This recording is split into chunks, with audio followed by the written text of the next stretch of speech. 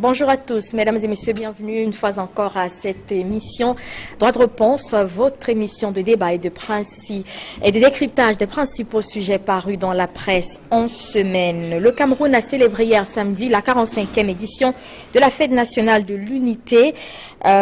Plusieurs sujets donc meublés cette fête dans la presse cette semaine. La presse qui est revenue sur cette fête de l'unité toute la semaine, mais également un peu avant. La plupart s'étant focalisés sur des questions liées au vivre ensemble et à la cohésion nationale.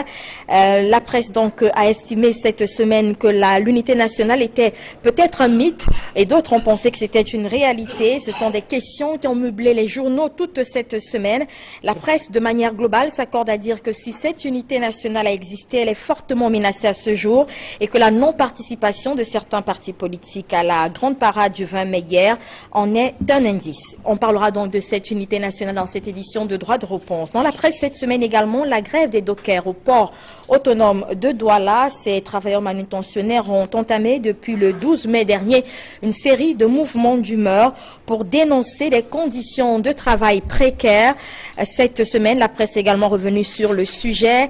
Les mouvements d'humeur entamés depuis le 12 mai se sont poursuivis toute cette semaine et ces travailleurs sont sortis pour crier leur colère et demander que ces conditions de travail soient revues et également améliorées.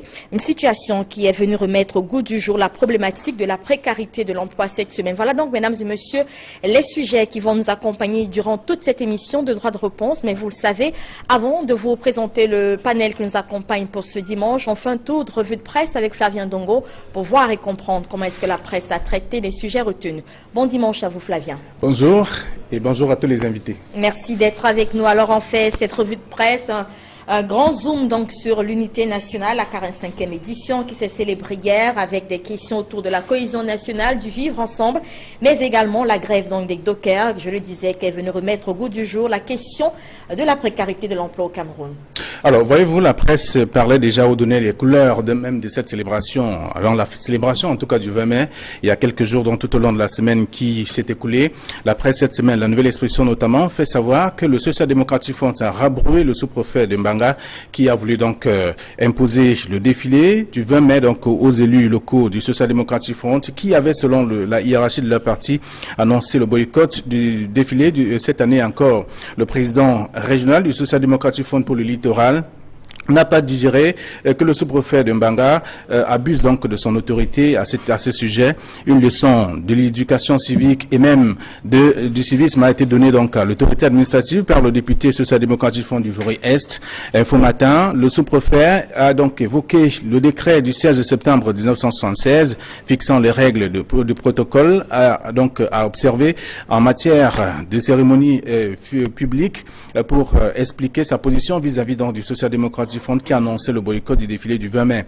Une position balayée du revers de la main par la hiérarchie du Social Democratic Front pour le littoral. Le journal SDF Echo a donc d'ailleurs proposé tout un dossier pour donner les raisons et même la non-participation de ce parti politique au défilé du 20 mai. Pour SDF Echo, on ne peut pas parler donc de l'unité nationale alors que toutes les régions du Cameroun ne sont pas en paix. Le chairman dans le journal évoque même la crise anglophone et même la question de l'insécurité au Cameroun qui sont entre autres donc des facteurs défavorisants de l'unité nationale.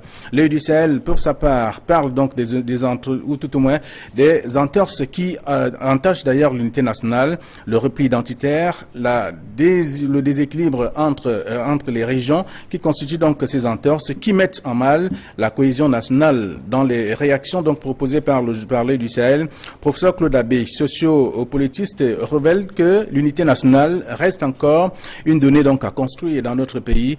La Nouvelle Expression, dans l'une des séparations de cette semaine, voyez-vous, Albertine parlait donc de cette difficulté rencontrée par les populations, parlant notamment de l'unité nationale et même de la cohésion et même du vivre ensemble aussi. Le journal cite donc la désinformation d'abord, et parle également de discrimination aussi, avec notamment des frustrations et même l'injustice qui, selon le journal, sont des cailloux qui freinent donc l'unité nationale. Et c'est ce qu'on a pu constater lors de cette célébration. C'était samedi dernier, c'était le 20 mai. Info Matin, dans l'une de ses parutions également de cette semaine, en parlant donc de l'unité nationale, a demandé si c'est un mythe, si c'est donc un mythe ou une réalité.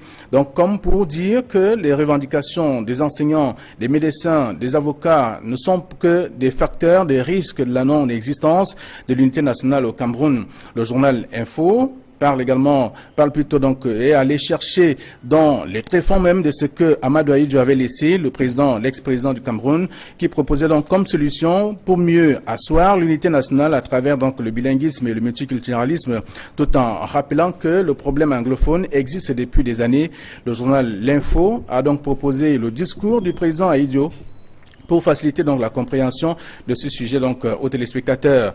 Des déboires que le Cameroun traverse aujourd'hui, en ce moment, un discours prononcé le 24 juin 1977 lors de l'inauguration du lycée bilingue de Yaoundé. Donc voilà un peu ce que la presse a pu dire sur cette question de l'unité nationale, le traitement diversement fait par les journaux de cette semaine qui s'achève.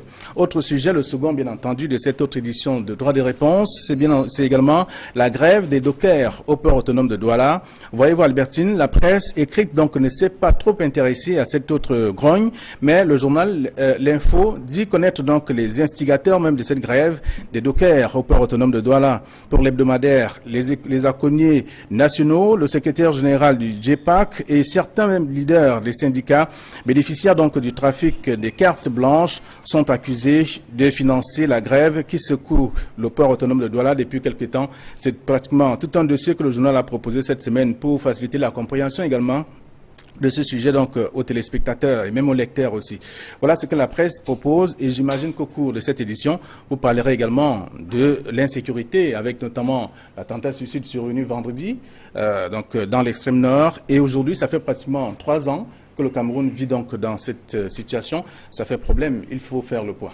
Exactement, Flavien Dongo, merci pour cette revue de presse et comme vous l'avez dit, nous ferons donc un clin d'œil à ces forces de défense qui sont engagées dans la lutte contre Boko Haram depuis 3 ans et justement on parlera de cet attentat survenu vendredi encore à l'extrême nord du pays. Et ce sera bien sûr avec nos panélistes de ce dimanche. Je m'en vais vous présenter donc ces panélistes-là. Nous avons l'honneur et le plaisir d'accueillir ce jour Édouard Fauchivé. Bonjour et merci d'être sur notre plateau.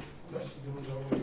Alors, vous êtes économiste des transports, président du GEPAC, le groupement professionnel des aconniers du Cameroun, également militant du RDPC. C'est ça, c'est ça. Merci d'avoir accepté notre invitation. Jean-Robert Wafo, bonjour et merci d'être là. Bonjour Albertine, bonjour à les spectateurs de Droit de réponse.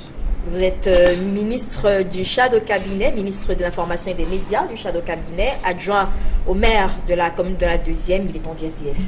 Tout à fait. Merci d'avoir accepté notre invitation. Alain Djipou, bon dimanche à vous. Bon dimanche Albertine et bonjour à tous les téléspectateurs.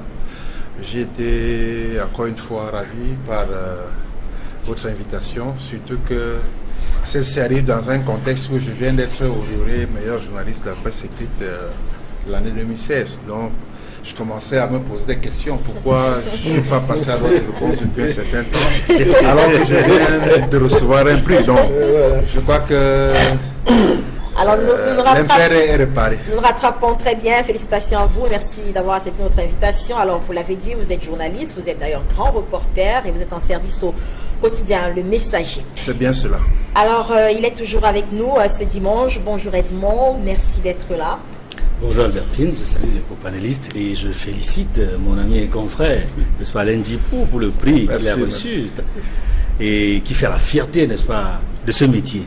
Alors, pour ceux qui ne savent pas, vous êtes consultant pour notre émission Droit de réponse. Vous êtes également journaliste émérite en service, donc, à la nouvelle expression, chef service politique et politique internationale. C'est le cas. Nous allons aller très rapidement sur ce sujet qui concerne l'unité nationale. Nous le disions tout à l'heure, le Cameroun a donc célébré hier la 45e édition de la fête de l'unité nationale. Je le disais, l'édition 2017 du 20 mai s'est célébrée dans un contexte marqué par plusieurs tensions, non seulement ces tensions dans la partie anglophone du pays, mais également plusieurs tensions sociales, marquées donc par des revendications à n'en plus fini dans quasiment tous les corps sociaux.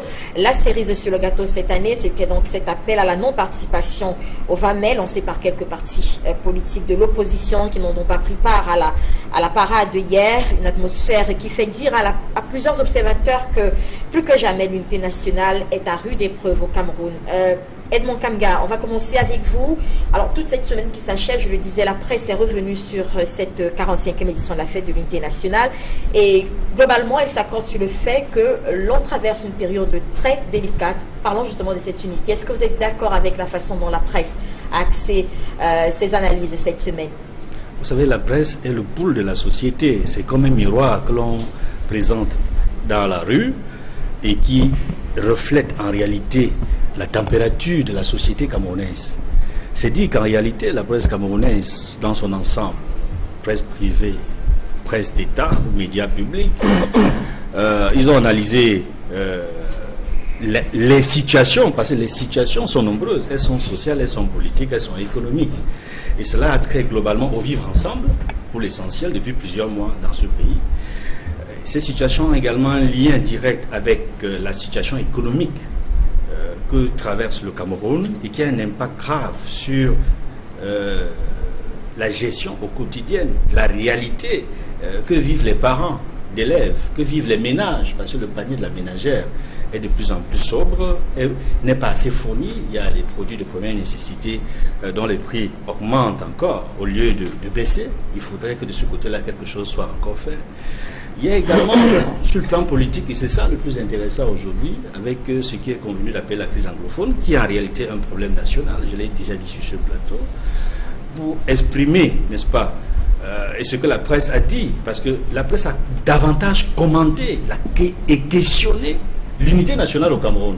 Est-ce que les Camerounais sont unis ou pas? Une bonne partie de la presse, notamment la presse privée, donne la parole aux experts, aux partis politiques, aux membres de la société civile, qui démontrent pour la plupart qu'il va falloir repenser l'unité nationale au Cameroun, qu'il va falloir ouvrir un débat, qu'il va falloir amener les Camerounais à vivre dans la cohésion sociale qui n'existe plus. Il y a comme une fissure dans la société de plus en plus. Et par contre, les médias publics, notamment la CRTV et Cameroun Tribune, pour l'essentiel, ont fait une série de reportages ces derniers temps pour démontrer que le vivre ensemble est réel, qu'il n'y a aucun problème. Ils ont même répondu à des questions qui n'étaient pas posées, parce qu'en réalité, francophones et anglophones n'ont aucun problème. C'est-à-dire qu'ils n'ont aucun problème. C'est dans les relations, c'est dans les rapports entre les populations dites anglophones et l'État ou le gouvernement qu'il y a un problème. Et ces problèmes ont été suffisamment posés par les leaders anglophones. C'est là que se pose le problème. Alors, Alain Djipo, est-ce que vous êtes vous aussi d'avis selon lequel l'unité cette année, ou alors la fête de l'unité, s'est célébrée sous fond de désunion? C'est ce qu'on a pu lire dans certains journaux. Oui, bien évidemment, c'est malheureusement le constat qu'il faudrait faire, parce qu'on est dans un contexte de célébration marqué par des menaces, marqué par une tension sociale, marqué par des attaques au niveau des frontières.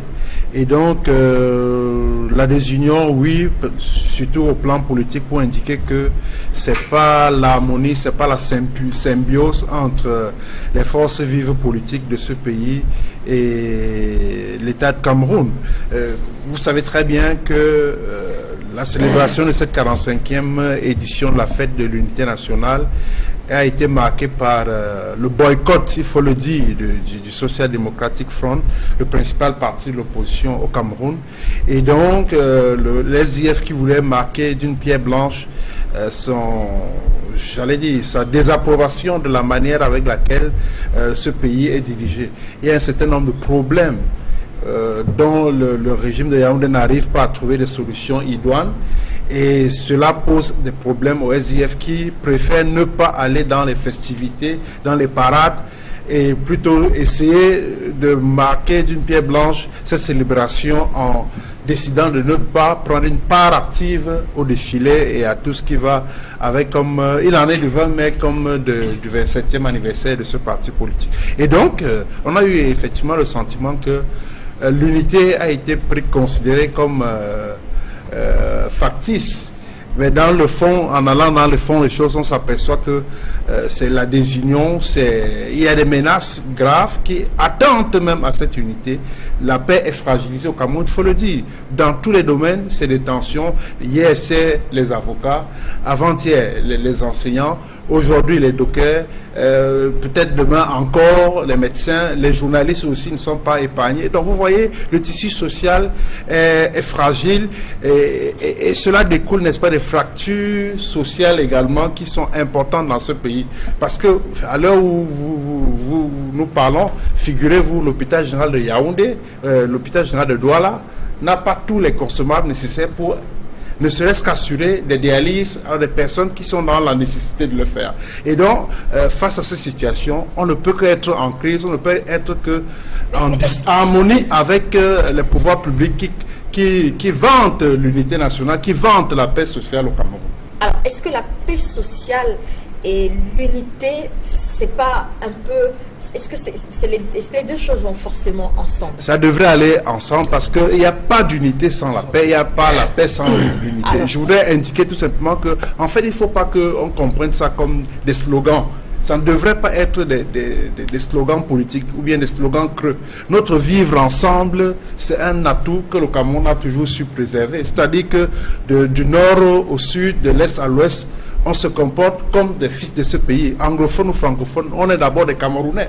Et donc maintenant, le problème c'est que les pouvoirs publics font tout et tout, malheureusement, je suis désolé de le dire ainsi, pour que cette unité-là soit fragilisée. Il n'y a pas des actions efficaces pour consolider ces acquis chèrement, effectivement, capitalisés. Donc moi je voudrais dire que, en fait, si rien n'est fait, le Cameroun est prêt à exploser sur le plan social, sur le plan politique. C'est tendu partout. Jean-Robert Wafo, justement, c'est un indice que la presse a soulevé cette semaine pour montrer justement les arguments selon lesquels l'unité nationale est mal, la non-participation du SDF à la parade du 20 mai hier.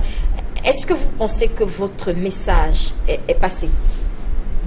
Le message que vous voulez faire passer en ne participant pas à cet événement? Le message est passé auprès des personnes humainement bien constituées. C'est-à-dire?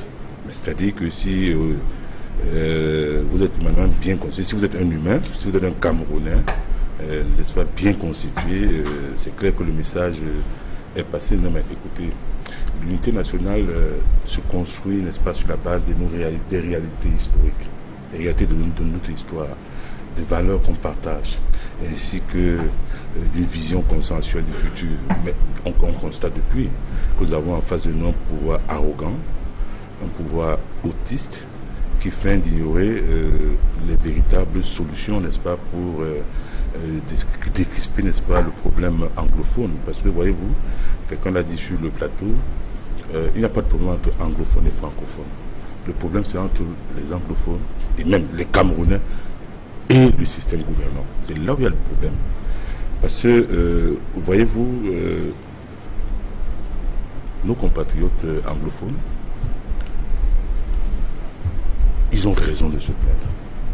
C'est vrai que le problème est général, mais il ne faudrait pas banaliser, généraliser, comme on l'a fait par exemple en créant la commission pour la promotion du bilinguisme et du multiculturalisme. Notre position, c'est-à-dire que de ne pas participer à ce défilé, est une grave interpellation, n'est-ce pas, à l'endroit du système gouvernant qui refuse de comprendre que si rien n'est fait dans l'urgence, il y aura une escalade irréversible. Quand ce problème a commencé, nous avons dit qu'il faut faire attention. En face de notre interpellation, qu'est-ce qu'on a constaté? Que les gens bombaient le torse. Et voilà où on en est aujourd'hui. J'ai dit, le pouvoir gagnerait, et je le dis de façon grave, gagnerait, n'est-ce pas, à organiser une conférence constitutionnelle pour qu'on regarde, pour qu'on questionne une fois de plus la forme de l'État. Parce que le centralisme qu'on voit là, c'est juste un profit juste à un groupuscule d'apparatiques qui a décidé, n'est-ce pas, de faire de la manne financière de l'État leur mamelle nourricière. Et c'est ainsi qu'ils sont en train de mettre en péril notre unité nationale. Je dis une fois de plus, si rien n'est fait, je dis bien si rien n'est fait, il risque d'avoir une déflagration de forte amplitude dont nul n'a absolument besoin en ce moment sensible de la vie de notre nation. Nous sommes attaqués de part et d'autre, par exemple, par des groupes terroristes tels que Boko Haram qui nous ont imposé la guerre. Alors, quand est-ce que nous sommes arrivés à cette situation? Quand est-ce que cela a commencé? Avec la crise anglophone, cette détérioration de l'unité nationale? Quand est-ce que cela a commencé selon vous? Non, mais ça a commencé depuis 1972. C'est vrai que ce n'était pas encore visible. Je parle de 1972 quand il y a eu un braquage constitutionnel. Parce que voyez-vous, la constitution de l'État fédéral du Cameroun disait que toute modification qui porte atteinte à la forme de l'État est nulle et de nul effet, est irrecevable. En 1972, il y a eu un braquage constitutionnel, on est passé de la République fédérale du Cameroun à la République unie du Cameroun. Ça, c'est le premier braquage. Et bien plus tard, dans les années 1984, il y a eu un deuxième braquage constitutionnel. On est passé de la République unie du Cameroun à la République du Cameroun par une simple loi, ce qui est une hérésie juridique. Le problème s'était posé. Je me souviens que l'ancien secrétaire général des Nations Unies, Kofi Annan, était venu et le Cameroun, il a demandé qu'il faut qu'il y ait un dialogue. Il a interpellé le président de la République pour lui dire qu'il faut dialoguer avec la partie, donc avec... À l'époque, bref, moi je ne suis pas... Pour moi, le sécessionnisme est à proscrit, mais il avait demandé qu'il faut dialoguer avec le SNC. Très bien. Bon, ça n'a pas été fait. Parce que, voyez-vous, les gens disent que c'est un problème de gâteau national. Même si on prend dans ce sens, Madame Albertine Bichaka, est-il normal qu'un pays qui a consacré le biculturalisme, qu'un pays qui, dans la Constitution, a fait de l'anglais et du français des langues d'officielles d'égale valeur, que tous les ministères, je vais prendre un exemple, c'est moi, le gâteau national, ça m'importe pas, mais puisqu'il faut qu'on en parle, je vais en parler. Tous les ministères en charge de l'éducation et de la jeunesse sont occupés par des francophones. Vous voulez que je cite? Je vais citer. Le ministère, je ne chute pas là. Je chute pas là. Très rapidement. Le ministère de la jeunesse, c'est un francophone. Le ministre de la jeunesse, c'est un francophone. Le ministre de l'éducation de base, c'est un francophone.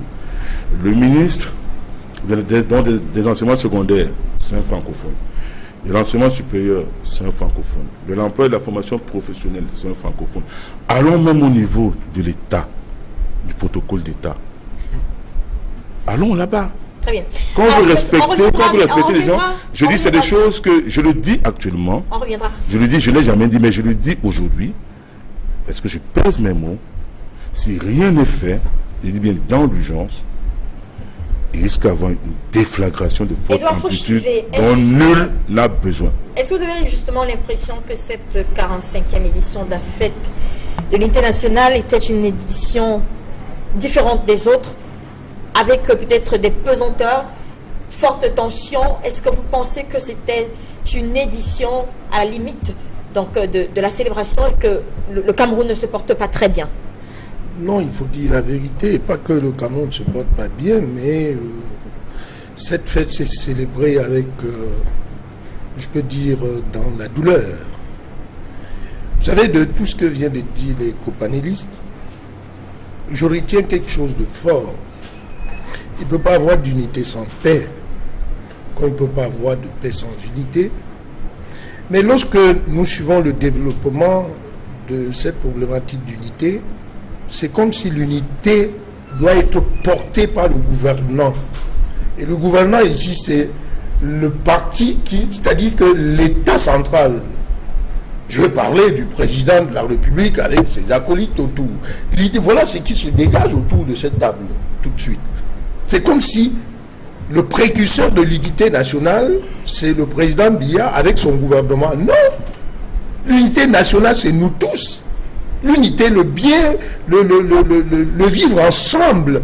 Le ton est donné par le pouvoir central, mais en réalité, le vivre ensemble, c'est une notion périphérique. Vous avez dit, il n'y a pas de problème entre l'anglophone de Bamenda. La preuve, c'est qu'au moment où je vous parle, mes deux filles me suivent à la télé, elles sont à Buya. Elles fréquentent là-bas, il n'y a pas de problème. Mais si le pouvoir central a hérité, parce qu'il faut dire la vérité, je croyais que M. Wafo devait le dire, nous héritons de quelque chose, cette division, c'est l'héritage colonial. Mais est-ce que nous l'avions géré de telle sorte que nous prenons possession de notre unité avec les composantes sociologiques que nous vivons. Parce que si ce n'était que le français et l'anglais, sans qu'il y ait derrière 300 ethnies, l'unité nationale ne devait pas avoir de problème. Aujourd'hui, même si c'est le Wafo qui arrive aujourd'hui au pouvoir et qui réfléchit comme ça, il n'y aura pas d'unité nationale. Regardez là où il est allé.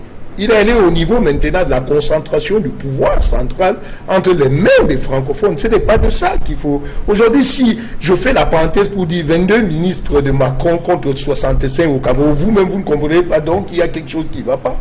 Non, je crois qu'il faut être sérieux aujourd'hui et s'interroger sur qu'est-ce que le pouvoir central aujourd'hui n'a pas fait pour que le vivre ensemble soit. Qu'est-ce que le politique n'a pas fait pour que le pouvoir, pour que l'unité, le concept de l'unité nationale soit. Lorsque Alain Djipou a développé la non-participation du SDF, mais je croyais que Wafo devait dire quelque chose. L'unité nationale, ce n'est pas le défilé, ce n'est pas la participation d'un parti politique. Mais curieusement, vous allez voir, dès qu'on va dire le financement, d'aller prendre l'argent de financement de partis politiques, le SDF va aller décharger. Vous voyez? Mais le SDF ne peut pas aujourd'hui, quand on a parlé de la paix, tel que M. Djipou l'a dit, ce développement de paix, les partis politiques, nous ne les avons pas vus, nous sommes interrogés autour de cet arbre pour dire qu'est-ce que les partis politiques font, puisque un parti politique est voué à diriger demain.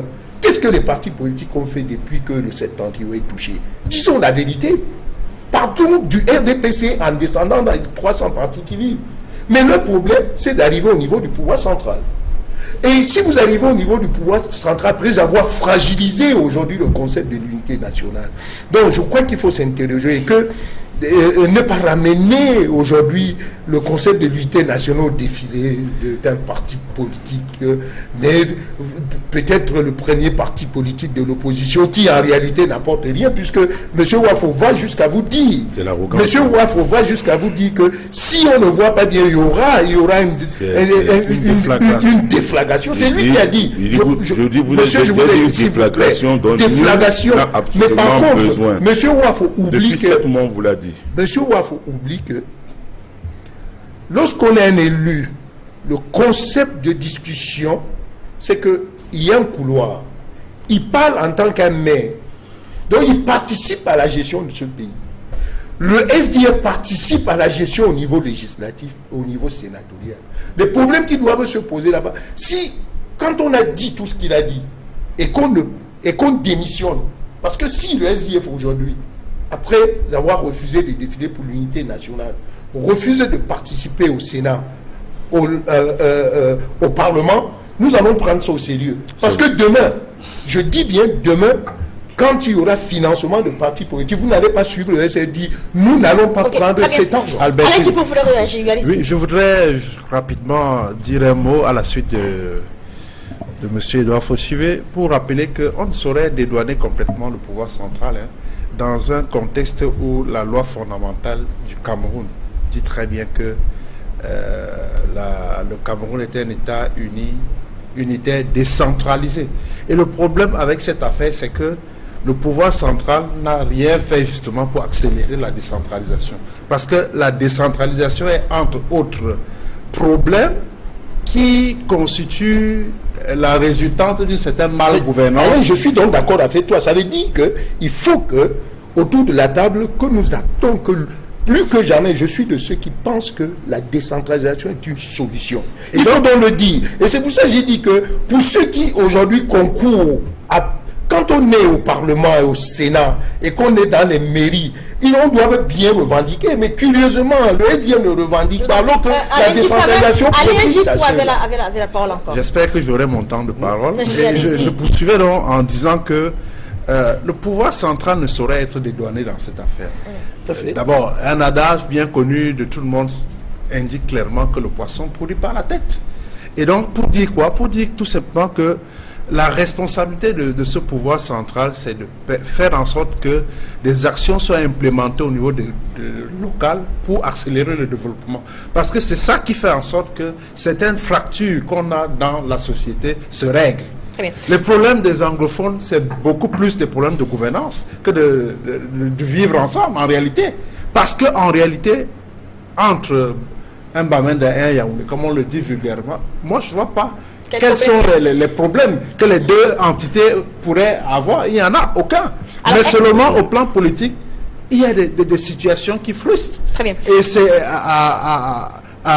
c'est au pouvoir central, n'est-ce pas, d'être présenté devant, d'assumer ces responsabilités-là. Et puis pour finir avec les partis politiques, je voudrais dire que effectivement, les partis politiques, c'est vrai, il faut le dire, n'ont pas pour vocation d'aller lutter contre le terrorisme dans les frontières.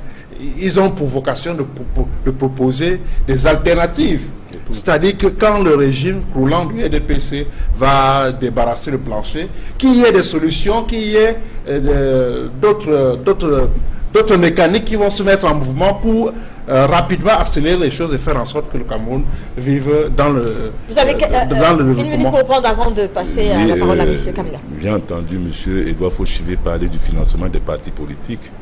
Je tiens d'abord à lui rappeler que le financement est issu, issu du trésor public. C'est-à-dire que c'est pas l'argent du RDPC qui finance les partis politiques. Du contribuable. Première chose, je vous en prie. Nous avons demandé depuis, même à l'Assemblée nationale, lors des questions orales aux membres du gouvernement, qu'est-ce qu'on attend pour mettre sur pied la commission chargée du contrôle, n'est-ce pas, de l'argent qui est débloqué dans le cadre du financement des partis politiques. Parce que il faut bien qu'on dise aux Camerounais, c'est extrêmement important. Première chose, j'ai vu des journaux, n'est-ce pas, manipulés par des officines, n'est-ce pas, du RDPC. Quand ça vous arrange pas, les journaux sont manipulés. J'ai pas fini, je ne parle pas du messager, il y a des journaux. Je vous en prie, monsieur Fauchivé, ne vous surexcitez pas. Quand vous avez parlé là tout à l'heure... Allez-y, monsieur Wafo, rapidement. Alors, je dis donc des journaux, n'est-ce pas, manipulés par certaines officines. Je ne parle pas des journaux connus, c'est-à-dire que des journaux pour qui j'ai du respect. Dire que nous avons reçu 6,1 milliards de francs CFA. Mais oui, c'est depuis que nous sommes au Parlement, c'est depuis que les partis politiques sont donc financés. Mais ce que ces journaux oublient de dire, c'est qu'en 5 ans, le RDPC a 61 milliards de francs CFA. Voilà. Alors bon, vous êtes deux journalistes. Quand on veut traiter, n'est-ce pas, un article, c'est les faits qu'on rapporte. Malheureusement, ils ont fait un traitement parcellaire et réducteur.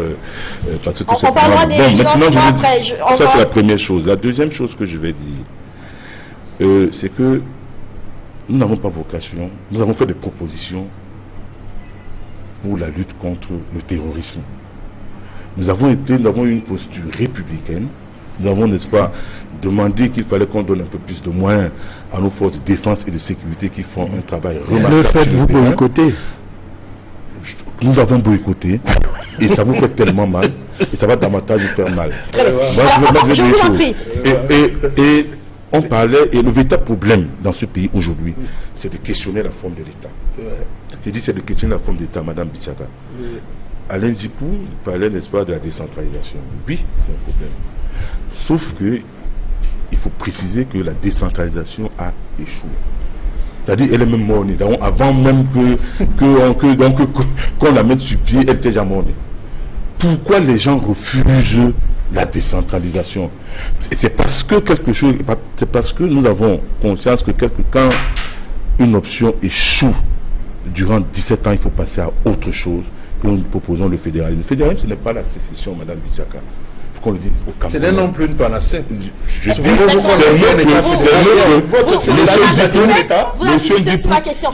mais écoutez, rapidement, pour terminer, on va passer la parole à quelqu'un de M.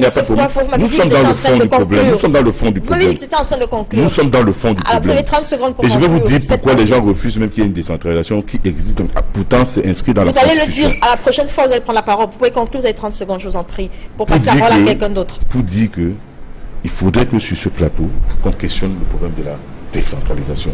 Parce que j'ai des choses à dire, moi j'ai pas des choses à dire. On en parle maintenant. Nous allons le dire sur ce plateau. Edmond Kamga, alors on a suivi monsieur Wafo justement, Jean-Robert Wafo faire une analyse dans laquelle il précisait par exemple que plusieurs ministres sont francophones, on aurait pu avoir des ministres anglophones. Est-ce que justement l'unité nationale, le vivre ensemble, ce n'est pas dépasser tout cela, ce n'est pas penser que nous sommes tous Camerounais et que quels que soient les Camerounais qui sont en train de manier l'appareil politique, on devrait se sentir en sécurité. Est-ce que c'est pas ça finalement l'unité nationale? C'est quoi l'unité nationale? C'est avoir un gouvernement qui représente toutes les composantes sociologiques, c'est avoir un gouvernement équilibré sociologiquement. C'est quoi l'unité, ou de se sentir tout simplement camerounais, d'être fier de l'être? C'est quoi l'unité nationale, M. Kanga?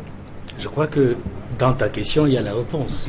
C'est-à-dire de se sentir fier d'être camerounais, de se sentir camerounais partout où on se trouve. Ça, c'est la première réponse. La deuxième réponse, ça se trouve dans la constitution du Cameroun, au niveau de son préambule. Nous devons être fiers de notre diversité culturelle et ethnique et linguistique. Cette diversité-là. En réalité, c'est cette diversité qui fait l'essence, même la spécificité du Cameroun. Quand on parle de la question anglophone, je voudrais dire ici, nous ne pouvons pas évoluer sur la question de l'unité nationale sans tenir compte des spécificités, n'est-ce pas, qui existent au Cameroun, des spécificités culturelles qui existent au Cameroun. Et parmi ces spécificités, il y a la spécificité linguistique de nos frères anglophones. Et je dois dire ici, le contexte dans lequel le Cameroun est passé de la République fédérale à la République unie, puis de la République unie à la République du Cameroun, pose problème. Et je pense qu'on ne peut pas sortir du débat sur l'unité nationale sans chercher à savoir pourquoi le passage de la République fédérale à la République unie a posé problème. Parce qu'en réalité, il y a eu violation de la Constitution fédérale. Et Jean-Robert Wafo l'a dit ici. Ce qu'il a dit est exact. La Constitution a été violée. Le référendum là n'a pas, le 72 n'a pas eu lieu d'être. Les conditions dans lesquelles ça s'est déroulé n'étaient pas les meilleures conditions possibles. N'étaient pas des conditions propices. Alors pour vous, c'est le nœud du problème. C'est le nœud du problème aujourd'hui. Oui. Alors je voudrais partager avec vous une autre analyse dans la presse cette semaine. Il y a par exemple cette presse, l'Œil du Sahel, qui est une presse du Septentrion, un journal du Septentrion plus précisément, et qui faisait savoir cette semaine que les populations du Septentrion ont été vraiment choqués de savoir, par exemple, que ce qu'on avait appelé des affectations disciplinaires cette semaine, ce sont des Camerounais qui ont été envoyés, par exemple, à exercer dans cette partie du pays. Alors pour eux, qui ont réagi dans ce journal, ils ont estimé que cela montre à suffire, que cette partie du pays est considérée comme ne faisant pas partie du Cameroun du tout. Lorsqu'on imagine qu'envoyer des gens exercer dans cette partie du pays, alors ça veut dire qu'ils sont affectés. Je vous pose la question pour vous dire, est-ce qu'on devrait... C'est pas le même problème que pour l'anglophone, mais voilà des Camerounais également qui ont un problème avec l'unité nationale. Est-ce que l'unité nationale, ça se résume jusqu'à 72, vous pensez que c'est vraiment ça le nœud du problème?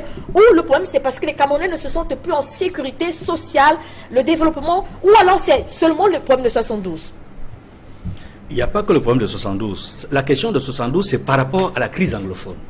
Maintenant, on parle de l'unité la question de l'unité nationale en rapport avec le septentrion, c'est une autre question, notamment liée essentiellement à la gouvernance. Parce que la différence entre le problème de gouvernance qui concerne l'ensemble des Camerounais et la question anglophone, qui intègre non seulement la question de gouvernance, mais une spécificité liée aux conditions dans lesquelles cette entité qu'on appelle Southern Cameroun ou West Cameroun s'est alliée avec le Cameroun oriental est différent.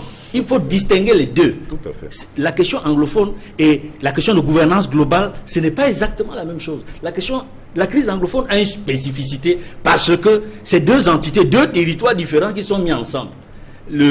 L'entité du Cameroun français, qui est devenu par la suite le Cameroun oriental, et puis le territoire sous tutelle britannique qui est devenu le Cameroun méridional, Southern Cameroun, après que la partie Northern Cameroun s'est rattachée au Nigeria. Et ça, c'est une spécificité importante qui montre la différence entre le problème anglophone et le problème des autres Camerounais. Non, je vais pas terminer. Oui, allez-y. Sur la question des affectations disciplinaires, je voudrais dire ici, c'est une vieille pratique de l'administration camerounaise depuis les indépendances. On a tendance à faire en sorte que les fonctionnaires qui font des revendications légitimes, on a tendance à les renvoyer dans les zones reculées du pays. Ça, depuis les années 40, depuis les années 50, 60, pas plus tard que récemment. Ce qui veut dire sur ce que plateau, ces zones j'ai rappelé le cas de Félix Moumi, ne sont pas trop médecin qui avait été envoyé à Maroua parce qu'on voulait le détacher, n'est-ce pas, du noyau dur de Douala, où il y a la fronde sociale et politique. Oui, et ce n'est pas une solution. J'ai dit ces affectations ne sont pas une solution parce qu'on prive les Camerounais de l'expertise de ces médecins chirurgiens qu'on envoie aux frontières. Parce que là-bas aux frontières, le plateau technique n'est pas suffisant pour qu'ils aident les Camerounais. Raison de plus pour penser peut-être avec ces Camerounais qu'ils ont peut-être... Non, je crois que... il faut le dire. Non, la conception de cette administration je crois que... c'est quoi? C'est que quand vous allez quand vous revendiquez, c'est-à-dire que vos droits, donc il préfère que vous allez, donc que vous partiez plutôt soigner les ressortissants des pays voisins. C'est pour ça qu'on les envoie aux frontières. Parce qu'il est inadmissible. Vous n'avez pas la parole. Inadmissible qu'un neurochirurgien, je vous en prie. C'est-à-dire Bac plus 14, qu'on puisse l'affecter dans sa Somalomo, où il y a à peine. C'est l'argent de l'Est. Je suis d'accord, s'il y avait un plateau technique là-bas, il n'y aurait pas eu de problème. Pourquoi il n'y a pas de plateau technique là-bas? C'est peut-être ça la question. C'est un problème de gouvernance. Monsieur dit pour parler de quoi? Des appareils de dialyse. Est-ce que vous savez que dans le budget de l'État, tous les hôpitaux régionaux disposent d'un budget de 200 millions de francs CFA pour les centres d'hémodialyse. Je vous en prie. Et que l'hôpital général de Douala, c'est-à-dire qu'un financement de 1,4 milliard de c'est l'argent du contribuable. Qu'est-ce qu'il faut avec tout ça? Je vous en prie, monsieur. Allez-y, monsieur Fouchivet, la parole. Je tiens à vous rappeler que les députés du SDF font partie, soit à l'Assemblée ou au Sénat, ils ne posent pas le problème dans le canal. Mais si. Je voudrais revenir sur ce que disait notre consultant. Je suis d'accord, mais il faut interroger, n'est-ce pas, la problématique de l'unité nationale dans les années 70. Je partage votre avis, mais il faut aussi lire que si c'est vrai qu'on a violé la Constitution, le vivre ensemble à l'époque nécessitait la notion de l'unité. N'oubliez pas que on a bâti notre unité nationale sur le fait que le régime fédéral était dépassé parce que le glissement de notre peuple vers la partie Nigeria posait les problèmes à l'époque. Et donc, notre unité dont nous parlons aujourd'hui de 72 vient faire encore, si nous revoyons, si on parcourt encore le discours du président Madou Aïdio, il va dire que le régime fédéral est dépassé et que cette notion aujourd'hui vient tirer plutôt la division, créer la division au niveau du peuple. Donc l'unité en termes de peuple, de vivre ensemble était nécessaire. Mais là, ils n'ont pas interrogé la Constitution et je partage votre avis. Mais la notion de l'unité dont nous parlons aujourd'hui venait du fait que le peuple, les anglophones avaient joué au glissement vers le grand Nigeria. Le Niger et le Nigeria. Et pour nous, au Cameroun, c'était un danger de faire en sorte que notre peuple, les Camerounais, puissent se retrouver dans notre pays. N'oubliez pas. N'oubliez pas, cet argument est superficiel. On a organisé le référendum en 72 parce qu'on a découvert le pétrole à Bouya. Il faut le dire aux Camerounais. J'espère qu'il ne va pas parler après parce qu'il nous coupe. Non. Je voudrais revenir sur le problème de pétrole à Bouya. des affectations. Monsieur Wafo, je crois que j'ai la parole. Je voudrais revenir avec votre permission, Albertine, sur les affectations disciplinaires. En fait, pour dire que vraiment, nos frères et sœurs qui sont de l'autre côté du septentrion ne doivent pas penser qu'ils n'appartiennent pas au Cameroun. Ce n'est pas de ça qu'il est question. C'est-à-dire que si on envoie des spécialistes dans l'arrière-pays de ce côté-là, ils devraient même s'en féliciter. Mais moi, mon problème, le problème que ces affectations disciplinaires me posent, c'est qu'il y a manifestement une volonté de tuer la liberté syndicale dans ce pays. Parce qu'en réalité, la tête dirigeante, la tête pensante du syndicat des médecins a été décapitée. Non, sans faire l'avocat de ces partis. Non, c'est pas une affaire d'avocat, s'il vous plaît. Je pense qu'ils n'ont pas compris ça comme vous le dites. Ils ont... que ces affectations soient considérées comme affectations disciplinaires, c'est ça qui pose problème. Non, je ne suis pas à ce niveau. Ils sont libres de dire ce qu'ils pensent de leur affectation. Moi, pour observateur de la scène politique, je dis, il y a manifestement une volonté de tuer la liberté syndicale. Vous ne pouvez pas être des syndicalistes et puis, d'abord, vous pouvez être au nord et puis vous faites partie du syndicat. L'État a d'abord dit que ce syndicat-là n'avait pas d'existence. C'était illégal, oui. Ce qui est complètement faux. Donc il y a une intention de museler ces gens. C'est pas le sujet, je vous en prie. C'est pas le sujet. C'est important. On parlera du CIMEC, on en parle ici tous les dimanches. Je voulais dire que vous n'allez pas le dire avant que je ne finisse, s'il vous plaît. Oui, mais là, c'est Wafo qui parle. Quand c'est Wafo, je voudrais rapidement dire pour terminer, Albertine, avec votre permission, qu'en réalité, c'est des conséquences de ce qu'on appelait là tout à l'heure la malgouvernance qui déteignent sur l'unité dont nous parlons. Donc on ne peut pas faire comme si c'est un problème qui est hors du champ de notre débat aujourd'hui. Non, alors, mais je voudrais dire, Alain, il faut, à chaque fois qu'il y a ce genre de mouvement, il faut l'interpréter de deux manières. Tel que vous l'avez fait. Voilà, il arrache la parole. Hein. Et voir comment vous pouvez utiliser ceci pour que ça devienne pression. Je veux revenir sur ce que disait mon ami tout à l'heure. Si on a fait un spécialiste comme Wafo disait à l'Est où il n'y a pas un plateau. Monsieur Wafo, soyez-moi un peu poli. Voilà. Je ne t'ai jamais dit président Paul Biya. Je le dis sur la table. Jamais. Jamais, jamais depuis que nous existons, toi et moi, tu n'as jamais dit le président de la République. Oui, monsieur Faucivet. Bon, alors je voulais dire, monsieur le maire, monsieur l'adjoint au maire, que lorsque vous parliez de 14 ans de formation et qu'on envoie par concept disciplinaire un spécialiste, il faut exiger que le plateau puisse être à cet endroit. Et ceci peut faire en sorte que ceux qui avaient à l'idée de faire partie, de tuer, peut-être l'aspect syndical, je vais plutôt dire le scientifique, qui se retrouve aujourd'hui avec un scientifique qui opère. Et c'est pour ça donc que, déjà, la fonction, le mouvement, comme disait le ministre du Shadow Kamide, qu'on nomme tous les francophones ministres, qu'on nomme tous les anglophones ministres, le résultat, c'est d'apporter quelque chose pour le bien-être. Et donc, ces affectations, je chute donc en disant, si ces affectations avaient pour concept d'éloigner et de tuer les syndicats, il faut que, plus que jamais, ceux qui sont touchés montrent qu'ils ont été formés pour apporter une... Alors, on reste avec cette unité nationale pour bientôt en sortie du sujet. Cette année encore, Edmond Kamga, la thématique des manifestations a été axée sur notre armée. Est-ce que, malgré tout, cet élément-là reste l'armée, l'élément fédérateur au Cameroun? C'est vrai, l'armée est l'élément fédérateur au Cameroun depuis au moins 3 ans. Ouais. Depuis au moins 3 ans, parce que c'est effectivement en mai, notamment le samedi 17 mai 2014, qu'à Paris, le chef de l'État, Paul Biya, a déclaré la guerre au Boko Haram. Ça fait 3 ans. Et on voit très bien comment le Cameroun s'est organisé. D'abord, en interne, au niveau des régions septentrionales, dans les régions militaires, il y a eu de nouvelles régions militaires. On a vu comment le commandement a été réorganisé totalement. On a vu comment le Cameroun travaille également avec la force multinationale mixte, avec le Nigeria, le Tchad, le Niger, et combat efficacement Boko Haram. Ce sont ces derniers jours qu'on constate alors que Boko Haram, qu'on croyait totalement éteint, ressurgit, mais sous une autre forme. Celle à laquelle elle nous a habitués, c'est-à-dire les opérations kamikazes, les attentats avec des fillettes.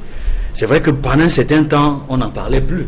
Mais cela suppose tout simplement que nous devons rester vigilants, renforcer la garde, n'est-ce pas, dans les régions concernées, mais également dans toutes les autres régions. Mais au fond, je pense que la thématique de l'armée, en adéquation avec la nation, parce que c'est armée et nation. Et c'est parce que globalement, c'est ça. Et pour cela, et j'ai toujours dit sur ce plateau que pour que l'armée et la nation puissent travailler main dans la main, il faut rassurer les citoyens camerounais. Et parmi les éléments de persuasion qui vont assurer, n'est-ce pas, ce confort-là psychologique des Camerounais, c'est qu'il faut renettoyer, il faut amender la loi portant répression des actes terroristes au Cameroun. Très bien. Il y a certaines dispositions qui n'encouragent pas les citoyens à dénoncer des suspects. Parce que si vous dénoncez, il savait que la personne que vous avez dénoncée n'est pas véritablement suspecte, vous risquez d'être condamné à des peines énormes. Jean-Robert Afo, fier de notre armée malgré tout? Oui, mais nous avons une armée remarquable, c'est une armée républicaine, c'est une armée qui fait le travail sur le terrain. Et sans cette armée, oui, mais écoutez, la lutte contre le terrorisme, c'est une guerre ils sont en face, donc ils sont en pleine guerre asymétrique, c'est-à-dire que l'ennemi n'est pas visible, donc il peut surgir à tous les coups. Je dis sans cette armée républicaine, constituée d'hommes d'honneur, d'hommes de valeur, c'est-à-dire que la crise aurait pris une tournure dévastatrice pour le Cameroun. Mais bon, je vais revenir sur la question de l'unité nationale. Pour dire quoi? Quand on affecte l'unique neurochirurgien de l'hôpital régional de Bamenda, l'unique neurochirurgien en service à la faculté de médecine de Bamenda, moi je prends ça, et ça le terme n'est pas assez fort, je dis on est en train de programmer le génocide des malades d'AVC dans la région du Nord-Ouest. Il faut le dire. Je dis, il est l'unique neurochirurgien. On l'a fait dans toute une région. Il a été remplacé par qui? Il a été remplacé par qui? C'est pour ça que je parle de génocide programmé des malades, de potentiels malades d'AVC et d'ACV. Il faut faire très attention. Parce que les anglophones, là, je dis, c'est des affectations. Cette affectation-là, par exemple, est de nature à renforcer l'exaspération des populations du Nord-Ouest. C'est scandaleux. Alors, Alain Djipou, je vous en prie. Alain Djipou, rapidement sur la question de nos forces de défense, puisqu'on en parle. Un mot peut-être sur la lutte contre Boko Haram également. On a constaté depuis le début de l'année quand même qu'il y avait plusieurs attaques. Est-ce qu'on peut dire aujourd'hui que finalement Boko Haram n'est peut-être pas vaincu comme on l'avait pensé il y a quelques mois vers décembre? Peut-être que c'est aussi l'occasion de rendre un vibrant hommage à tous ceux qui sont tombés au champ d'honneur, même si au cours de cette 45e édition de la fête de l'unité, on n'en a pas fait cas. Donc, est-ce une omission ou bien c'est la volonté d'effacer la mémoire? Je ne sais pas. Mais moi, je voulais quand même dire que c'est bien beau de dire que l'armée, elle est républicaine, l'armée fait des gros sacrifices. On le voit dans la sécurisation de nos frontières, dans la sécurisation de nos ménages, de nos vies. L'impact de l'armée est réel sur la nation, ça c'est certain. Mais il ne faut pas non plus faire, comment on dit ça, il ne faut pas non plus oublier que cette armée-là est aujourd'hui considérée comme l'enfant chéri du régime. Tous les avantages liés, je crois que c'est l'un des rares corps dans ce pays qui se porte mieux en termes d'émoluments, en termes de prise en charge, en termes d'attention. Non, moi je on a vu des hommes tenus marcher à Yaoundé revendiquer. On a vu des hommes tenus marcher à Yaoundé il n'y a pas longtemps revendiquer quand même. Ils ont juste battu le pavé, ça n'a pas duré, ce n'est pas allé loin. On a résolu le problème, terminé. Ailleurs, les gens marchent depuis des années, 20 ans, on ne fait rien. Donc, ceux qui revendiquent, les anciens agents des sociétés d'État, vous savez qu'ils sont dans la rue depuis 30 ans. Ils n'ont rien. Mais chaque fois, c'est cette armée-là dont vous louez le salut et tout, qui descend justement les guillotiner. Une armée trop chérie, selon vous. Alors. Moi, je voudrais dire qu'il faut quand même qu'on fasse la part des choses. L'armée joue son rôle, c'est vrai. Mais nous disons que il faut qu'il y ait, si on est dans un système où on dit l'égalité, on prône l'égalité, il faut qu'on donne les chances à tous les Camerounais. Mais les autres n'ont pas les armes, de s'émanciper. Chacun à son niveau contribue à l'essor de ce pays. On est tous d'accord. Et donc moi je ne peux pas admettre qu'un médecin, après 14 ans, vous veniez de le dire, gagne un salaire de 250, alors qu'un adjudant est à, je ne sais pas moi combien de millions. Donc moi je voulais dire que c'est des choses comme ça que le régime doit pouvoir corriger. Le régime se sent à l'aise avec l'armée parce qu'elle le soutient. Donc c'est tout à fait indiqué que ces gens-là parce toutes les faveurs du régime se sent illégitime. Il doit faucher. C'est la question sur notre année. Je crois que le plus gros budget de ce pays, ça va où? C'est dans l'armée. Oui, c'est vrai qu'il y a la guerre. Mais c'est vrai, même sans le temps, il n'y a pas la guerre. Mais pas le plus. Allez-y. Je crois que je crois que il faut tirer un grand coup de chapeau à nos forces de défense, les encourager une fois de plus à jouer leur rôle. Parce qu'il faut dire la vérité, si, comme a dit Amon, s'il n'y avait pas cette organisation et cette volonté d'abord de défendre le drapeau national, de se vivre ensemble, on serait aujourd'hui envahi, même comme dans le cadre informel, ça continue. Mais je voulais dire, leur rendre hommage aussi d'un autre côté, ce n'est pas de voir mais les retombées, c'est de dire par exemple au SDF de défiler le 20 mai. Ça aussi, il faut le dire. Mais vous appeler les Camerounais, appeler aussi tous les Camerounais à rendre un vibrant hommage surtout à cette fête d'unité qui n'est que la fête de l'armée. Et donc, derrière ceci, je ne vois pas les retombées, mais je pense que le vivre ensemble se retrouve dans cette armée parce qu'ils défendent rien que les verts ou jaunes. Et ceci, cette unité nationale qu'on a à l'intérieur de cette armée doit normalement envahir les autres, envahir les partis politiques, envahir les corps syndicaux, envahir tout, pour que, par rapport à ce que, puisque nous sortons, à ce que j'ai posé comme problématique au début, qu'on retrouve ça à la fin, pas seulement au niveau de l'État central, qui est gestionnaire aujourd'hui de cette unité, mais qu'au niveau de la périphérie, que nous tous, l'unité nationale, puisse nous envahir. On a envie de vivre ensemble, on a envie de gagner ensemble. Regardez l'équipe nationale avec la Coupe des Nations. On n'a pas distingué anglophone, francophone. On a gagné une coupe où nous n'étions même pas attendus. Voilà le vivre ensemble et voilà le... Mais sauf que, ce que je peux dire, c'est que sauf que cette armée aurait pu avoir davantage de moyens pour mieux combattre Boko Haram si... Alors que le syndicat trouve qu'ils en ont trop. Je vous en prie, si on avait par exemple limité les détournements dans ce pays. Parce que voyez-vous, le rapport de la Chambre des comptes pour le compte d'exercice 2015 de l'État a fait état de ce que 40% du budget de fonctionnement de l'État ont été distraits par des marchés fictifs et des marchés de gré à gré. Or, le budget de fonctionnement de l'État en 2015 est de 2315 milliards. Monsieur Fouchivé, ça veut dire que le système gouvernant auquel vous appartenez a détourné pour la seule année 2015 926 milliards de francs CFA. Alors, je vous en prie, vous voyez très bien qu'on aurait pu donner davantage de moyens donc, à ces forces de défense et de sécurité. On aurait pu, par exemple, relever le SMIC dans ce pays, parce qu'on est le seul pays au monde qui a, donc en Afrique centrale, qui a où c'est 28 000, c'est combien, 30 000 36 000. On aurait pu renforcer les capacités des centres de donc, il y a 36 000 francs. Si il y avait eu une bonne gouvernance à tête de ce pays, si par exemple, je vous en prie, par exemple, on aurait pu avoir davantage de moyens, je ne suis pas là, si on avait, n'est-ce pas, assaini véritablement le fichier solde de l'État. Parce que, voyez-vous, le groupe parlementaire du SDR a fait une sortie remarquable, n'est-ce pas, au ministre, l'ancien ministre Essim Meignet.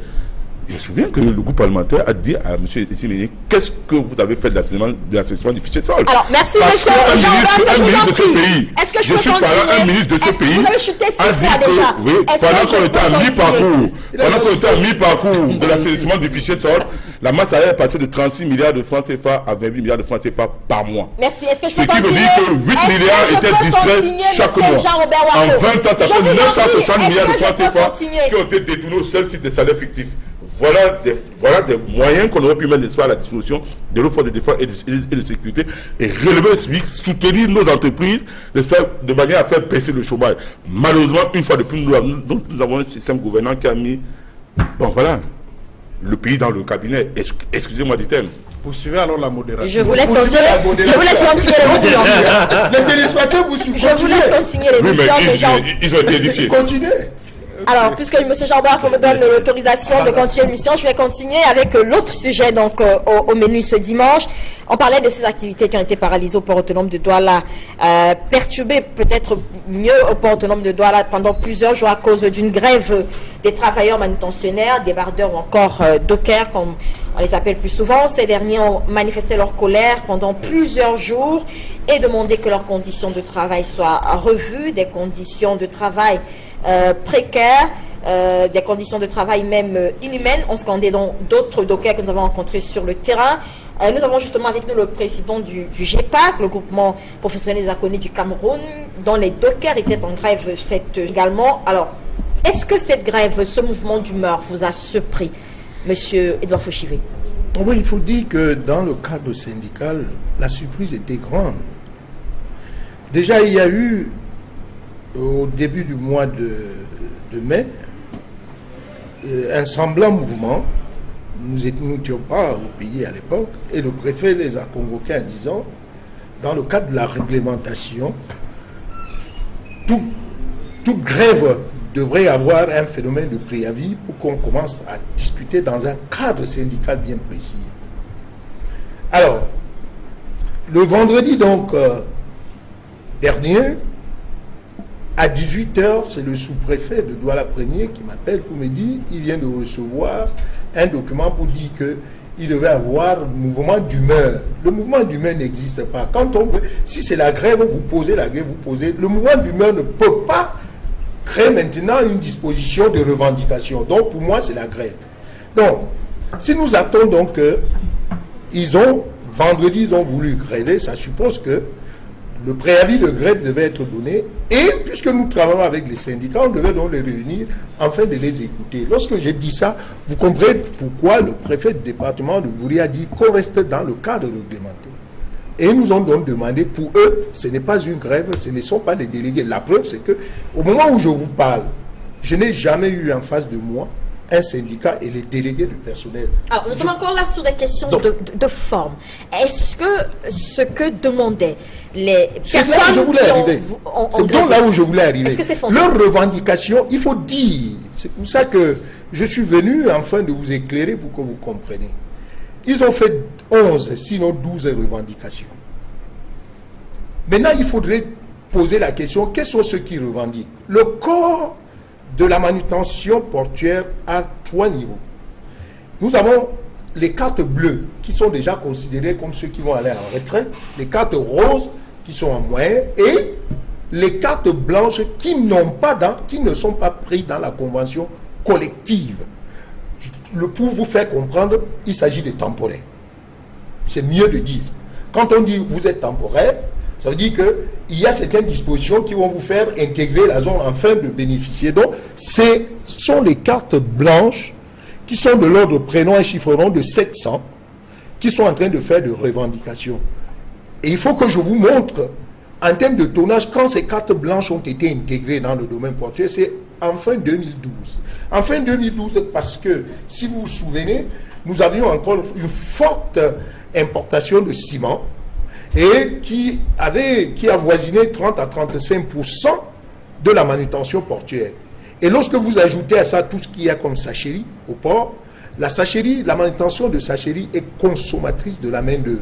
Donc automatiquement, sur le 2500, 2600 dockers qu'on avait à l'époque, avec la façade maritime qui était largement débordée, la preuve, vous tirez ça jusqu'à la congestion, vous comprenez donc ce que je dis. Nous avions donc sollicité à l'époque qu'on puisse faire appel à cette jeunesse pour les préparer à entrer dans le monde de la manutention. Quand j'ai dit ça, vous voyez donc tout de suite que premier niveau de leur revendication, ils disent quoi? Qu'ils ne veulent plus, qu'ils veulent l'unicité de carte. Donc vous comprenez que ce n'est pas possible parce qu'il y a une convention. J'ai déjà répondu. Deuxième niveau, ils veulent l'assurance couverture jusqu'à leur famille. Je vous dis, autour de la table, et les téléspectateurs me suivent, on retient 2200 pour les couvrir. Parce que quand ils sont déjà dans le domaine portuaire, s'il y a accident, donc, alors que les autres, on retient jusqu'à 6000. Maintenant, s'ils veulent la couverture de leur famille, ça suppose qu'ils ne seront plus à 2000. Très bien. Et donc, si je continue à descendre à Bertine, je veux couper court pour dire que ces revendications, nous avons acté, nous avons pris en compte une des revendications parce que quand on voit la dimension aujourd'hui de la façade maritime nationale, on s'est dit le port de Kribi, si en réalité le port de Kribi se met en marche, la main-d'œuvre docker va plutôt partir de Douala en termes de. Quelle est la revendication vous avez pris en compte? Donc, nous avons annulé la carte blanche, on les a fait entrer en carte rose. L'incident en termes d'impact financier, c'est 70 millions. Ça veut dire que nous devons trouver 70 millions. Pourquoi nous parlons d'incident? C'est que aujourd'hui, dans le domaine portuaire, toutes ces revendications, même si elles tiennent, elles partent du fait simple qu'il y a sous-emploi. Et ce sous-emploi, ça veut dire que au moment où je vous parle, il y a une demande de 1030 dockers ce matin. Suivez-moi, non, c'est important. Alors, on revient je vais chuter. Bon, il est en train de monopoliser la maintenant. Parce que c'est technique. 1030 dockers sur 3300. Donc ça veut dire de 2 chiffres jour et nuit, ça veut dire qu'automatiquement 2000 dockers vont chômer aujourd'hui. Donc vous comprenez donc que si vous dimensionnez ça sur 1-2 semaines, la main d'œuvre va chômer. Nous avons donc, deuxième axe, nous avons dit en supprimant dans ces cartes roses, nous avons autour de la table les cartes blanches, nous avons donc autour de la table fait comprendre au directeur général que les revendications, même si elles ne sont pas fondées, il faut dire la vérité, le domaine portuaire est un domaine protégé. Au niveau du décret mettant en marche, il est écrit à l'article 43 que ne travaille dans le domaine portuaire que la main-d'œuvre spécifique portuaire. Et cette main-d'œuvre spécifique portuaire, c'est qui? C'est la main-d'œuvre docker. Je dis ça pour que vous compreniez que de Bonabelli, je ne nomme pas les entreprises, je dis de Bonabelli, là où vous voyez le bord du Vouri, c'est le domaine portuaire. Vous reprenez par le Vouri, vous entrez par le pont où on construit. Toutes les sociétés qui sont à l'intérieur sont dans le domaine portuaire. Donc ça veut dire que ces sociétés n'utilisent pas la main-d'œuvre de cœur. Donc nous avons demandé d'élargir l'assiette pour que cette main-d'œuvre maintenant puisse trouver. Quand on a dit ça, ça résout. Donc les revendications, même si les revendications, il y avait... Vous dites que les revendications ne sont pas fondées, mais dans votre argumentaire, il y a beaucoup de revendications que vous avez finalement acceptées. Ça veut dire que quelque part, elles étaient fondées, ces revendications. Si vous m'avez suivi, nous avons voulu, nous en faisant des revendications, nous avons dit le sous-emploi demain. Edmond Kamga, vous avez suivi cette grève des dockers. On a des dockers qui demandent par exemple des équipements de protection individuelle. Ça, c'est... On se demande bien, c'est le basique quand même. C'est quand même... Effectivement, on a entendu, il y a des reporters qui sont allés sur le terrain, qui ont écouté des dockers, qui disent qu'ils n'ont pas le matériel nécessaire pour travailler. C'est faux. Qui vous présentent par exemple des bulletins. On les a vus sur le terrain. Qui vous ont dit qu'ils ont 5 000 francs à la fin du mois. Oui, tout à fait. Et s'il te plaît, Edouard, permets que j'avance sur cette question-là. Donc il y a le problème j'allais dire de sécurité, de sécurité pour le travail, le matériel de sécurité pour le travail, qui... Je ne sais pas si ça figure parmi toutes les revendications dont vous avez parlé tout à l'heure, mais je me rends compte, à travers vos explications, que vous saviez donc qu'il y avait des problèmes concernant les dockers. Et vous aurez pu anticiper, en tant que président du GEVA.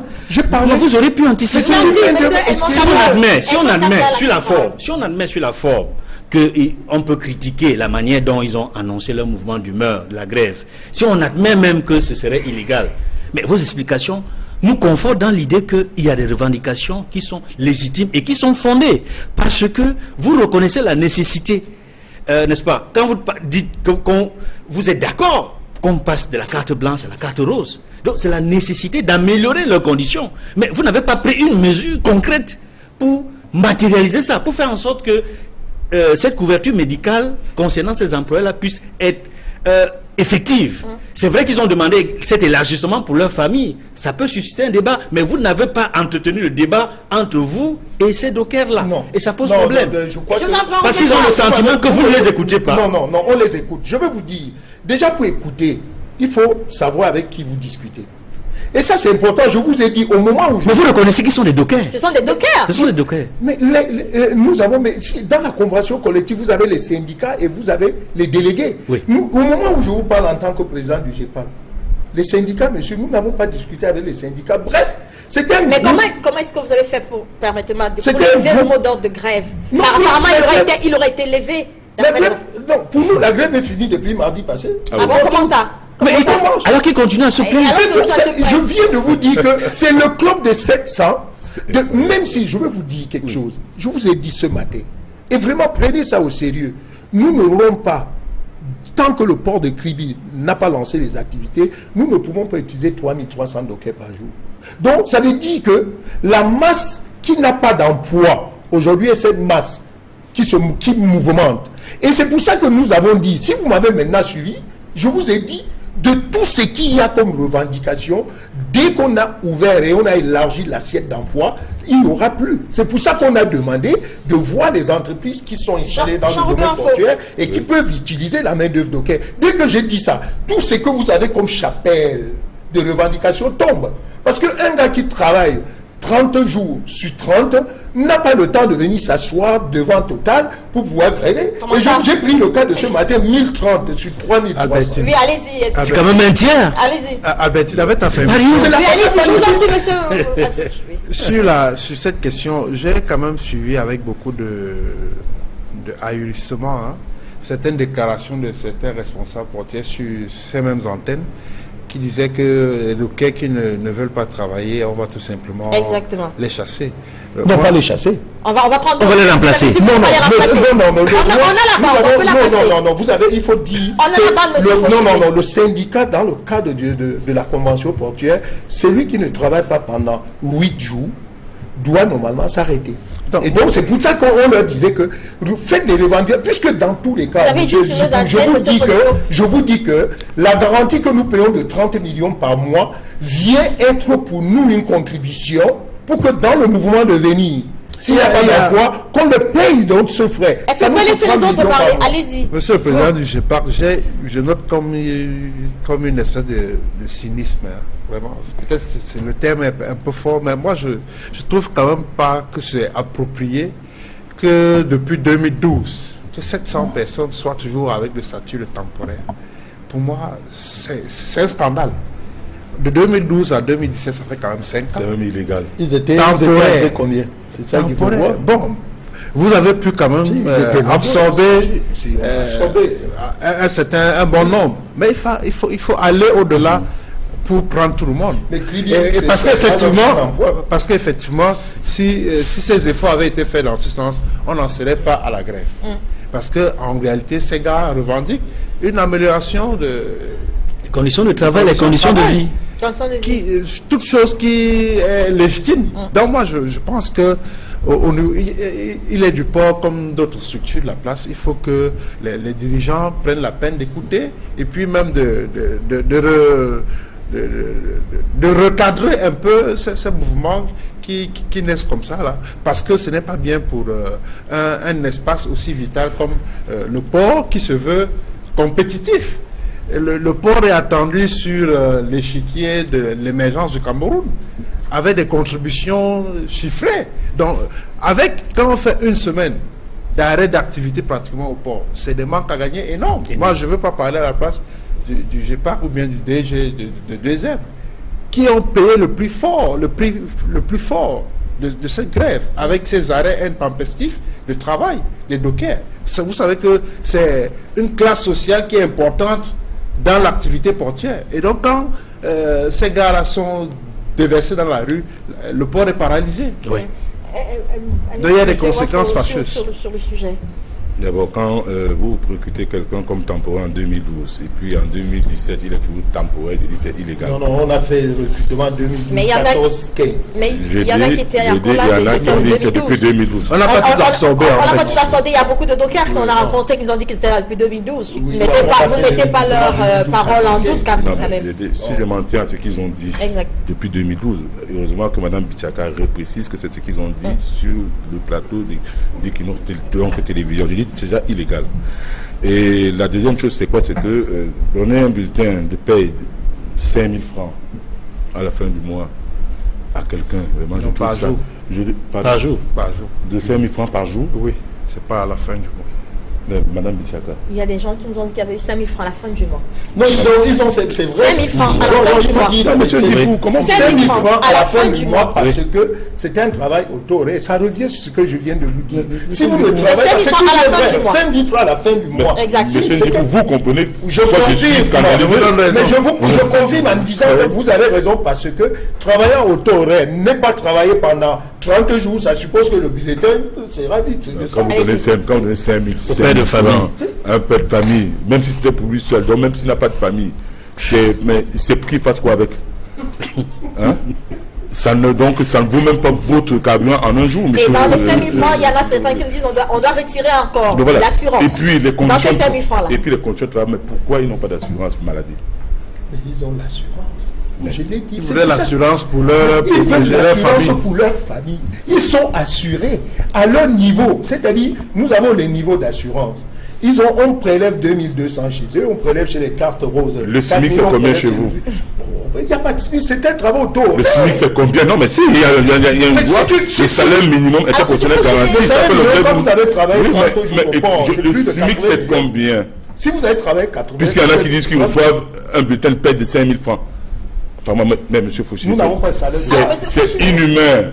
C'est-à-dire quelqu'un qui travaille quelque part doit avoir au minimum à la fin du mois le SMIC. Non, il n'y a pas le SMIC, c'est le salaire minimum interposé garanti, mais si c'est clair. Alors, le monsieur Fouchi, après d'avoir tout déduit, il faut qu'il ait le SMIC. Moi, je vais chuter en disant c'est inhumain. C'est inhumain. Et encore que le SMIC qu'il y a dans ce pays est également, c'est-à-dire que totalement déconnecté, c'est-à-dire que de la vie même de ce pays. On ne peut pas avoir un SMIC dans ce pays, c'est de 36 000 francs CFA. Écoutez, est-ce que c'est sérieux? Est-ce que c'est décent? Non. Parce que même la RCA, qui est en guerre, qui est en guerre, un SMIC supérieur à 36 000 francs CFA. Mais nous ici, le coût de la vie a grimpé. Notre PIB a grimpé. La croissance démographique, même chose. Et puis les gens ont le même SMIC qu'en 82. Moi je dis à ces dockers, je vais dire à ces dockers qu'ils continuent à se battre, c'est-à-dire que pour avoir le minimum, parce que eux, non, je le dis clairement, ils ont des familles, il faut bien qu'en sortant le matin, qu'ils laissent quelque chose, qu'ils laissent la ration alimentaire. Il faut bien que si un de leurs enfants tombe malade, qu'ils puissent l'amener à l'hôpital. C'est extrêmement important. C'est-à-dire qu'ils puissent également envoyer son enfant à l'école. Nous avons proposé qu'on passe du SMIC, qu'on passe du salaire minimum interprofessionnel garanti au SMIC, au salaire minimum interprofessionnel de croissance. C'est-à-dire que le SMIC suive la croissance et que le SMIC au Cameroun soit de 60 000 francs CFA par mois. Et chaque année, il y aura une loi de programmation budgétaire, n'est-ce pas, de ce SMIC, qui va faire que le taux horaire passera, donc on augmentera 100 francs par année jusqu'à ce qu'on atteigne 120 000 francs. Alors, oui. lorsque Monsieur Wafo, et les dockers savent ce qu'ils vont faire prochainement. Alors, lorsque le ministre des Transports, qui était en visite récemment au port autonome de Douala pour une toute autre chose, demande que le dialogue se poursuive avec justement la partie qui revendique, et que vous nous dites sur ce plateau que vous ne savez pas avec qui il faut parler. Est-ce que vous ne rendez pas compte au courant de ce que nous vous dites? Oui. C'est l'arrogance. Je pense que le ministre du Travail, avec qui j'ai discuté vendredi, a compris simplement. Mais quand vous êtes président d'un syndicat, vos interlocuteurs, c'est qui? Ce délégué de personnel. Mais je crois, pourquoi vous voulez faire comme si c'est un milieu organisé? Donc le ministre du Travail a compris ce que vous avez dit. S'il vous plaît, monsieur, sont quand même. Moi, vous suivez. Non, il faut le dire aux Camerounais. Lors de nos échanges, il a compris que il faut discuter avec les représentants. Les représentants du personnel, c'est qui? Ce sont les délégués. Je pense que vous avez délégué chez vous. Donc quand nous disons ça, on dit, parce que quand vous discutez avec tel, il sort. Vous êtes venu, vous avez discuté avec des gens, vous vous rendez compte que celui-ci dit ceci, l'autre, etc. La preuve, c'est que sur la table, quand je suis revenu, il y avait 3 revendications. Et lorsque vous dites que pour vous, donc, la grève est terminée depuis non, mardi, je ne dis pas. Suivez. C'est l'arrogance, Madame Bichata. C'est l'arrogance. Vous posez une question, laissez que je suis là parce que les Camerounais nous suivent. On vous écoute. J'ai dit, la table est ouverte, que les délégués syndicaux viennent discuter. Nous avons déjà répondu, quand on demande d'élargir l'assiette d'emploi, on ne sait pas avec qui. Nous disons ça parce que, quel que soit, même si la revendication n'est pas, pour nous aujourd'hui, en tant que portant 3300 dockers sur le dos, nous vous disons, si l'assiette, même si vous répondez à 20 exigences de ces gars et que l'assiette d'emploi n'est pas élargie, il y aura toujours des... En attendant l'élargissement de l'assiette, qu'est-ce que vous faites d'eux? Ça veut dire donc que si d'ici une semaine, le patron portuaire, le directeur général du port, a réuni autour de lui ces sociétés pour leur faire comprendre la nécessité de la mise en application puisque c'est normal, ça veut dire vous êtes dans un domaine portuaire, vous travaillez avec les dockers, ça va résoudre largement, sinon à 60%. Entre-temps, la façade maritime tourne. C'est pour ça que j'ai dit, même si vous voulez aujourd'hui, on vous dit par exemple que le port est en train de tourner avec les dockers, mais la demande au niveau de la main de dockers est faible. Il faut qu'on vous le dise. Vous faites comme si on utilisait chaque jour 3300 dockers. Depuis janvier, demandez de vous donner par exemple une courbe d'utilisation de la main. Mais vous avez dit sur les plateaux que même si les 3300 partent, il y a 10 000 qui sont en attente. Mais monsieur Fossivé, c'est inhumain. Monsieur Wafo, suivez. Voilà. La demande aujourd'hui, chaque fois que nous avons lancé le recrutement, nous avons les demandes, elles sont fortes. Mais ça ne se dit pas. Ça ne se dit pas, monsieur Fossivé. Vous savez, des gens souffrent et vous balancez dans les médias que les 3 000 peuvent partir, il y a 10 000 demandes. Est-ce que c'est normal? Monsieur Wafo, les 300, celui qui porte aujourd'hui la revendication, nous avons demandé, mais venez autour de la table. Les 700, vous allez voir, demain vous allez voir les gardes ici à l'ancien directeur Non, général de douane. on Vous connaît allez bien penser qu'il y a on connaît vos grève. C'est méthodes. ceux qui n'ont pas de travail. Non, C'est on ça qu'il faut que vous compreniez ce que nous On connaît vos méthodes. Vous pouvez monter les délégués du personnel. On sait très bien ça. On est au Cameroun. Avec ta vous- permission, Albert, laisse-moi je voudrais dire que vous avez compris la gêne de M. Edouard Fauchivier par rapport aux interlocuteurs grévistes. Parce que, vous l'avez évoqué dans votre propos liminaire, là, Albertine, en réalité, ce qui se passe au port, pour certains, c'est le résultat d'une manipulation que quelques personnes, bien ou bien mal placées à l'espace portuaire de Douala, tirent les ficelles. Ces gens-là instrumentalisent donc certains dockers pour qu'ils se déversent dans la rue et paralysent le port. Il y a eu cette hypothèse qui a prospéré dans la semaine, dans les médias. Donc, il faut donc que... C'est pour cela que vous comprenez que quand M. Fauchivier dit qu'il ne sait pas avec qui il discute, c'est parce que justement, ce n'est pas des délégués du personnel. Parce que les préoccupations syndicales sont portées essentiellement par les délégués du personnel. Donc, il se trouve simplement que ceux qui sont là, c'est des gens qui cherchent du travail au port. Et comme ils n'ont pas... Parce que le port aujourd'hui n'est pas compétitif, il n'y a pas de navire qui arrive pour faire en sorte qu'ils travaillent à plein temps. Ils ont des problèmes, puisqu'ils doivent d'abord travailler avant de gagner. D'où l'ouverture de l'assiette d'emploi. Je crois que c'est ça que M. Fauchivier explique en d'autres termes. Donc moi, je voudrais dire tout simplement qu'il y a des efforts qui doivent être faits pour que la place portuaire vraiment soit sécurisée, pour que la place portuaire donne cette envie à notre économie de se porter. Oui, je voulais juste dire qu'en fait, il y a eu peut-être un malentendu dans cette affaire Il y a eu. qui est lié... vous savez... M. Edouard Fauchivier, qui est un ami, vous avez eu un ton assez dur vis-à-vis de ces grévistes-là, qui m'a amené qui m'a interrogé. Je me suis posé beaucoup de questions. Je ne vous reconnaissais pas. Comme quand vous teniez des propos, j'allais dire, presque inhumains à l'endroit de ces dockers. Puisqu'on les cherche pour discuter, on ne les trouve pas. Mais puisqu'ils sont devant vous, ouvrez une plateforme de dialogue. Mais aimons. Je dis encore, ils me suivent. Oui. Si demain, les délégués, les syndicats qui travaillent dans le domaine portuaire, ils savent comment on discute. Oui. Ils viennent, on va discuter. Mais quand vous avez quelqu'un qui dit qu'il est le porte-parole, le préfet du département du Vouri, le gouverneur convoque le directeur général du port, propriétaire de la place portuaire, convoque le monsieur, il arrive avec 2, 3... Il n'est pas propriétaire, il est gestionnaire. C'est pas ça le plus important. Donc, quand le directeur général lui dit, allez donc vous constituer, je viens de finir avec la partie patronale, constituez-vous, venez demain à 10 pour que ça soit du solide et vous venez autour de la table. Ils partent la nuit bloquer le port en disant que le directeur général du port lui dit n'importe quoi. Parce que le directeur lui a dit, venez avec des autres délégués. Pour le directeur général du port, c'était un délégué. On fera notre débat sur je vais juste terminer, chuter, en posant une question à Edouard Fauchivier. Avez-vous le sentiment qu'il y a dans l'ombre des gens qui tirent les ficelles? Il y a dans l'ombre, et nous le disons, pour que les Camerounais suivent et que les autorités comprennent, ceux qui tirent aujourd'hui la ficelle dans l'ombre, ils seront dénoncés. Parce qu'on ne peut pas aujourd'hui faire en sorte faire comprendre aux Camerounais que 3300 dockers travaillent tous les jours au port de Douala. Alors, je peux également retenir aussi, on va également retenir que le GEPAC a ouvert et que nous sommes